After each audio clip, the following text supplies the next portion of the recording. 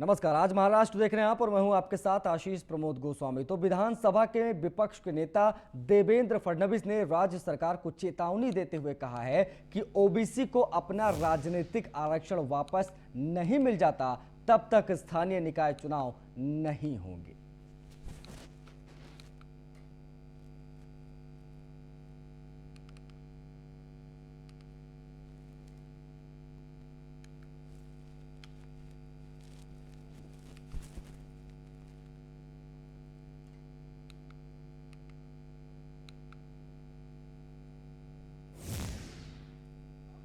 महाराष्ट्र में supreme court के निर्णय से ओबीसी का स्थानिक स्वराज्य संस्था में पूरा का पूरा आरक्षण ये रद्द हो गया है।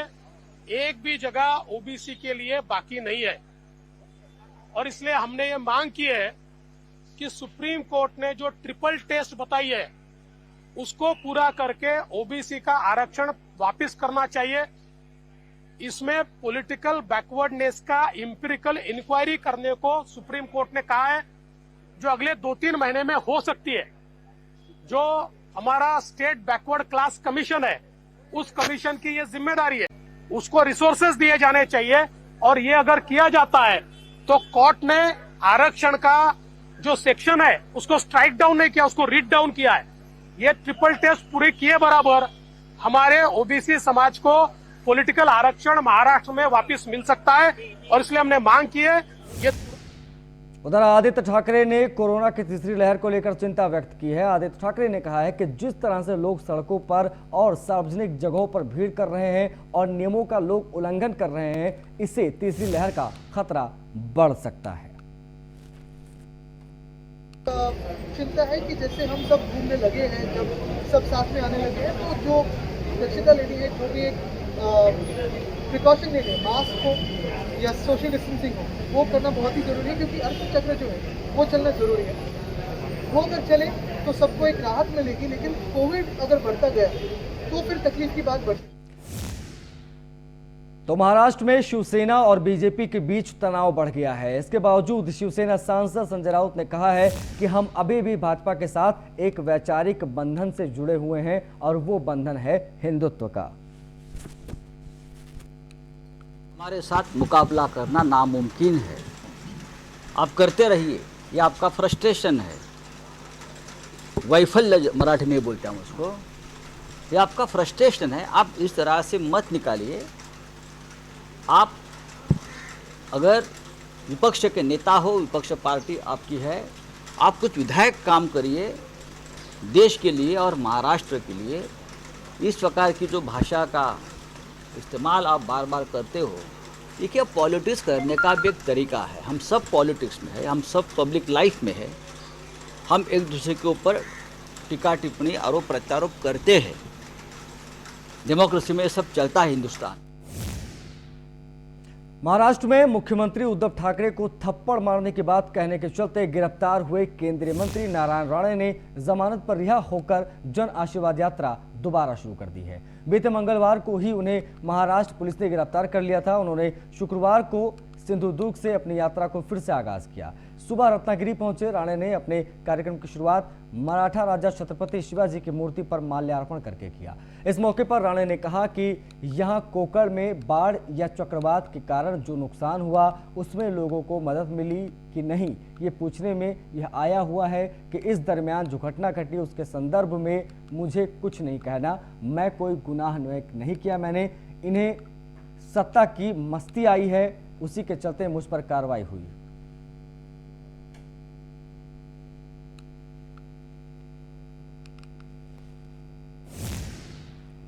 राष्ट्रवादी कांग्रेस के नेता और राज्य के पूर्व राजस्व मंत्री एकनाथ खडसे की मुश्किलें बढ़ गई हैं। ईडी ने एनसीपी नेता एकनाथ खडसे, उनकी पत्नी और दामाद की संपत्ति जब्त कर ली है।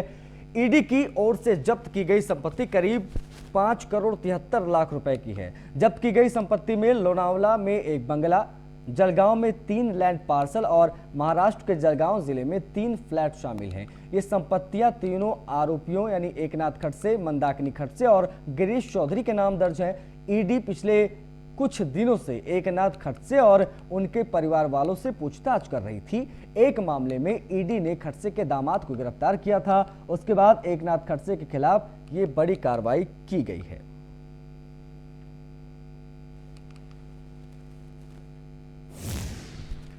अंतर्राष्ट्रीय हिंदू परिषद के संस्थापक प्रवीण तोगड़िया ने वर्धा में आयोजित पत्रकार परिषद में कहा है कि देश में किसान आत्महत्या कर रहे हैं, 10 करोड़ लोग बेरोजगार, सरकार कुछ नहीं कर रही है। केंद्र में विरोधी पक्ष को एकजुट होकर आवाज उठाने की जरूरत है। राम मंदिर के 3 हीरो, एक अशोक जी सुंदर, दूसरा हिंदू हृदय सम्राट बाबा साहेब ठाकरे, कभी नहीं भूल सकते। जब बाबरी ध्वंस हुई तब छातियां पीट रहे थे, तब ये हिंदुओं का शेर कह रहा था कि मेरे शीशों निकले तोड़ा। और तीसरा कल्याण सिंह, जिन्होंने कहा मैं मुख्यमंत्री हूं, कार से ऊपर गोली नहीं चलती। मैं अयोध्या में था उस समय और बाबरी ढह गई, उन्होंने अपने हाथ से पेन से लिखकर टाइप भी नहीं कर इस्तीफा दे दिया। राम के नाम पर कुर्सी कुर्बान करने वाला स्वतंत्र भारत में एक ही नायक है, कल्याण सिंह।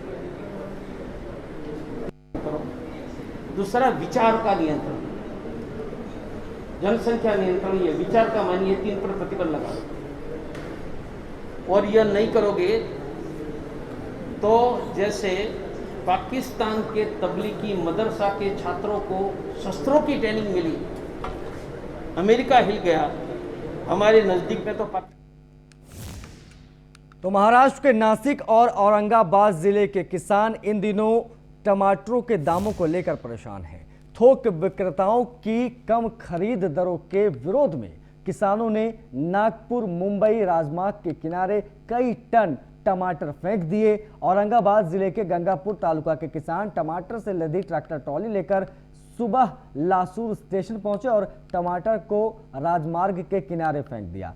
किसानों ने थोक विक्रेताओं से बेहतर खरीद दर की मांग को लेकर किसानों ने ये प्रदर्शन किया। गंगापुर के धमोरी खुर्द गांव के उप सरपंच रविंद्र चौहान ने कहा है कि थोक विक्रेता टमाटर को 100 रुपए प्रति क्रेट के हिसाब से ले रहे हैं।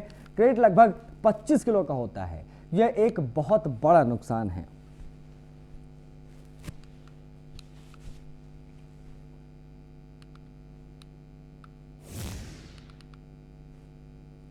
क्योंकि ज्यादा प्रोडक्शन होने की वजह से मार्केट में जो रेट उसको मिलना चाहिए वो ना मिल पाने की वजह से कुछ जगह पे टोमेटो फेंक दिया गया है। ये वस्तुस्थिति है।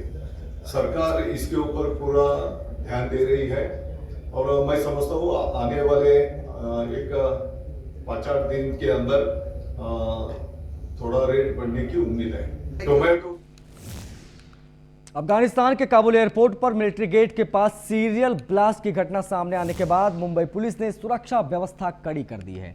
पुलिस सूत्रों के मुताबिक पुलिस के अहम पदाधिकारियों की पूरी घटना पर नजर है। मुंबई पुलिस के जवान उन संवेदनशील जगहों पर तैनात है जहां विदेशी पर्यटकों की तादाद अधिक रहती है। इसके अलावा एयरपोर्ट के अंदर और बाहर सुरक्षा व्यवस्था कड़ी कर दी गई है। सभी ऐतिहासिक धरोहरों के आसपास जांच प्रक्रिया तेज की गई है। हालांकि कोविड नियमों के चलते इन जगहों पर कम लोग ही दिखाई देते हैं। पुलिस सोशल मीडिया पर भी पैनी नजर बनाए हुए उन्होंने लोगों से अफवाहों पर भरोसा न करने की अपील की।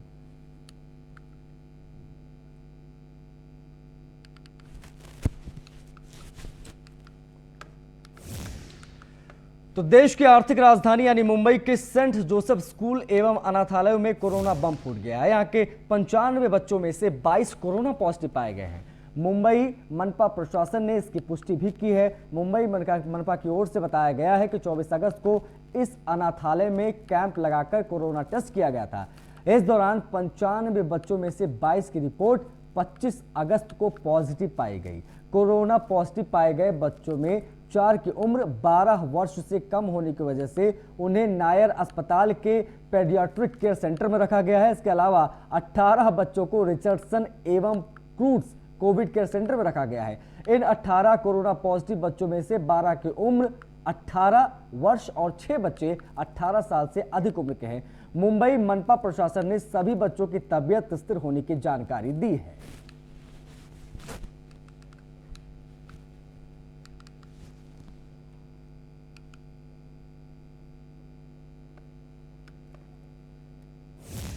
मुंबई में कोरोना की तीसरी लहर आगामी महीने में कभी भी दस्तक दे सकती है। इस आशंका के साथ ही इससे बचने का एकमात्र उपाय है विशेषज्ञों ने टीकाकरण को सुझाया है। लेकिन मुंबई में ज्यादा से ज्यादा लोगों को टीके से सुरक्षित बीएमसी के लिए बड़ी चुनौती बन गई है। टीके के अभाव के चलते मुंबई में टीकाकरण अभियान कछुए की गति से चल रहा है। यही वजह है कि अभियान को शुरू हुए 7 महीने के बाद भी पूरी मुंबई में सिर्फ 22% लोगों को ही कोरोना के दोनों टीके लग पाए हैं।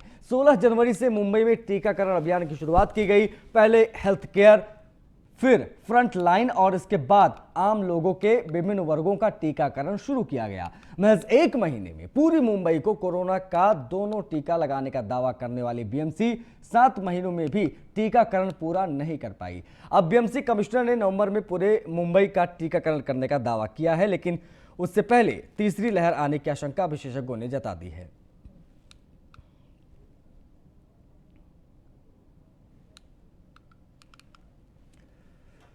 इस साल नर्सिंग पाठ्यक्रम एनएम और जीएनएम के लिए सामान्य प्रवेश परीक्षा नहीं होगी। सीधे 12वीं में मिले अंकों के आधार पर ही विद्यार्थियों को प्रवेश दिया जाएगा। गुरुवार को मंत्रालय में महाराष्ट्र राज्य नर्सिंग एंड पैरामेडिकल शिक्षा मंडल की समीक्षा बैठक हुई, जिसमें चिकित्सक शिक्षा मंत्री अमित देशमुख ने कहा कि इस साल एएनएम और जीएनएम पाठ्यक्रम के लिए सामायिक प्रवेश परीक्षा नहीं ली जाएगी। इसके पहले एएनएम और जीएनएम प्रवेश प्रक्रिया सीटी से मिले नंबरों के आधार पर होती है। बैठक में चिकित्सा शिक्षा मंत्री ने आगे कहा कि यह मामले से तय किया गया है कि कितने मरीजों के पीछे एक डॉक्टर होना चाहिए, उसी के अनुसार ही कितने मरीजों के पीछे एक नर्स होनी चाहिए, ये भी स्पष्ट किया गया है। डॉक्टरों के साथ भी मरीजों के इलाज में अहम भूमिका निभाती है। उन्होंने कहा कि देश के दूसरे राज्यों की स्थिति का अध्ययन करने और इस संबंध में एक रिपोर्ट तैयार करने का भी सुझाव दिया गया है।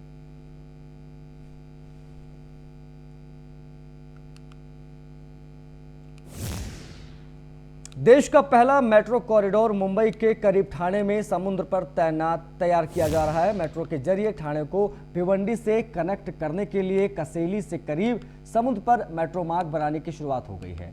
422.3 मीटर के इस मार्ग का निर्माण कार्य अगस्त 2022 तक पूरा कर लिया जाएगा। ठाणे भिवंडी कल्याण के बीच बन रहे मेट्रो 5 कॉरिडोर के अंतर्गत यह मार्ग बनाया जाएगा। इसका पिलर समुद्र की सतह से करीब 34 मीटर नीचे से लगाया जा रहा है। पहले पिलर की खुदाई भी शुरू कर दी गई है। इसके लिए क्रेन समेत अन्य उपकरणों को बोट के जरिए पानी में उतार दिया गया है। इस मार्ग पर मेट्रो के डिब्बे पानी की सतह से करीब 13 मीटर की ऊंचाई पर दौड़ेंगे। ये मार्ग 422.3 मीटर लंबा और 10.55 मीटर चौड़ा होगा। ये समुद्र पर 9 पिलर पर बनेगा। खुदाई से पहले पानी के नीचे सर्वे करके जांच की गई है कि मेट्रो पिलर के करीब किसी अन्य एजेंसी का कोई पाइपलाइन या अन्य उपकरण तो नहीं है।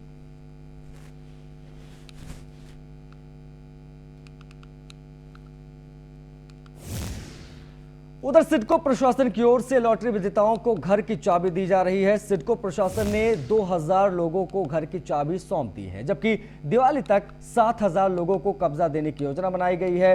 प्रतिदिन 100 लाभार्थियों का रजिस्ट्रेशन किया जा रहा है। सिडको के कर्मचारी रोजाना 10 घंटे काम कर रहे हैं। सिडको पर्यटन विभाग के अनुसार जुलाई में यह प्रक्रिया शुरू हुई थी। इसे अगले 4 महीनों में पूरा किया जाना है। रजिस्ट्रेशन के लिए सिडको ने मैन पावर बढ़ाया है। केंद्र और राज्य सरकार के सभी के लिए घर योजना के तहत नवंबर के पहले सप्ताह तक 7400 लोगों को घर के सपने की प्रक्रिया पूरी हो जाएगी। कई साल तक अमिताभ बच्चन के बॉडीगार्ड रहे मुंबई पुलिस के हेड कांस्टेबल जितेंद्र शिंदे का पुलिस कमिश्नर हेमंत नगराले ने तबादला कर दिया है। आरोप है कि जितेंद्र को अमिताभ बच्चन सालाना 1,50,00,000 रुपए तनख्वाह देते हैं। ये जानकारी मिलने के बाद जितेंद्र के खिलाफ विभागीय जांच का आदेश भी दिया गया। जितेंद्र शिंदे 2015 से अमिताभ के लिए काम कर रहे हैं। चर्चा ये भी है कि वो अपने प्राइवेट सुरक्षा एजेंसी भी चला रहे हैं। इसकी जानकारी महकमे के कुछ लोगों को हुई और मामला मुंबई पुलिस कमिश्नर तक पहुंच गया। मुंबई पुलिस के कमिश्नर का पद ग्रहण करने के बाद पुलिस आयुक्त हेमंत नागराले ने फरमान जारी किया था कि कोई भी व्यक्ति एक पद पर एक पुलिस स्टेशन में 4 साल से अधिक समय तक नहीं रह सकता। विभाग का कहना है कि इस नियम के तहत शिंदे का तबादला डीबी मार्ग पुलिस स्टेशन में कर दिया गया है। पेमेंट के भुगतान को लेकर अमिताभ बच्चन के अकाउंट डिपार्टमेंट से भी जानकारी मांगी जा सकती है। आखिरकार टाइगर श्रॉफ ने एक नया अपार्टमेंट खरीद लिया है। मुंबई के खार एरिया में रुस्तम जी पैरामाउंट में टाइगर श्रॉफ का यह नया घर 8 BHK अपार्टमेंट है। पिछले दिनों टाइगर अपने परिवार के साथ चुपचाप यहां शिफ्ट भी हो चुके हैं। टाइगर की बहन कृष्णा श्रॉफ ने अपने भाई के नए खरीदे गए घर के बारे में दिलचस्प जानकारी साझा की है। कृष्णा ने बताया है कि परिवार 3 हफ्ते पहले इस घर में शिफ्ट हुआ था। इसके लिए एक छोटी और बेहद ही निजी रूप से पूजा भी की गई थी। घर का इंटीरियर टाइगर की मां आयशा श्रॉफ ने तैयार किया है और इसे पूरा करने में उन्हें 3 से 4 महीने लगे हैं। कृष्णा ने यह भी खुलासा किया है कि वो घर में प्रवेश करने वाली पहली सदस्य थी, क्योंकि उनके पंडित ने परिवार को ऐसा करने की सलाह दी थी। शिल्पा शेट्टी के पति राज कुंद्रा को अश्लील वीडियो बनाने के आरोप में गिरफ्तार हुए 1 महीने से ज्यादा का समय बीत चुका है।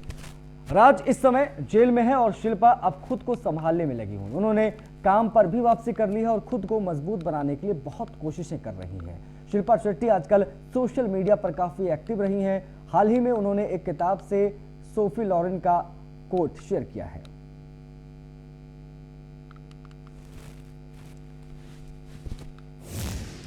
शिबानी दांडेकर और फरहान अख्तर बॉलीवुड के मोस्ट पॉपुलर कपल्स में शुमार है। शिबानी ने अपने जन्मदिन के मौके पर फरहान अख्तर को खास तोहफा दिया है। शिबानी ने अपनी गर्दन पर फरहान के नाम का टैटू बनाया है। शिबानी के गर्दन पर बना यह टैटू बेहद खूबसूरत और क्लासी लग रहा है। यकीनन ही फरहान अख्तर शिबानी को यह गिफ्ट देखकर काफी खुश हुए होंगे।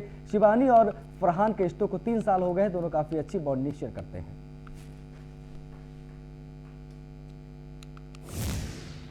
अपार शक्ति खुराना और उनकी पत्नी आकृति आहूजा खुराना को एक बच्ची कार रूप में आशीर्वाद मिला है। अभिनेता ने अपने इंस्टाग्राम अकाउंट पर इस खबर को शेयर किया है। इस कपल ने अपनी बेटी का नाम आरजोई ए खुराना रखा है।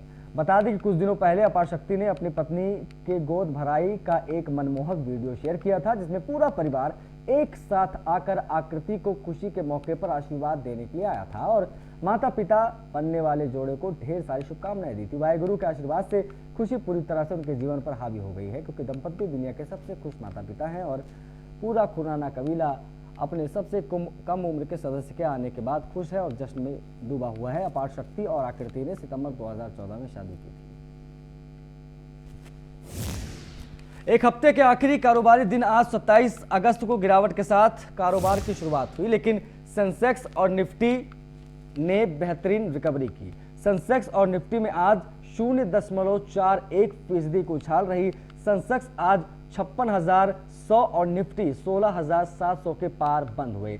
इंट्राडे निफ्टी आज 16,722.05 के रिकॉर्ड ऊंचाई पर पहुंच गया था, लेकिन इसके बाद इसमें फिसलन रही। सेंसेक्स पर आज 20 और निफ्टी पर 50%। 39 स्टॉक्स मजबूत हुए थे और निफ्टी के सभी सेक्टर्स के इंडेक्स में तेजी रही। निफ्टी मेटल में आज सबसे अधिक 1.63% की तेजी रही। आज सेंसेक्स 175.62 अंकों की बढ़त के साथ 56,124.72 और निफ्टी 68.30 अंकों की तेजी के साथ 16,705.20 पर बंद हुआ। अल्ट्राटेक सीमेंट के भाव आज 3% से अधिक मजबूत हुए हैं।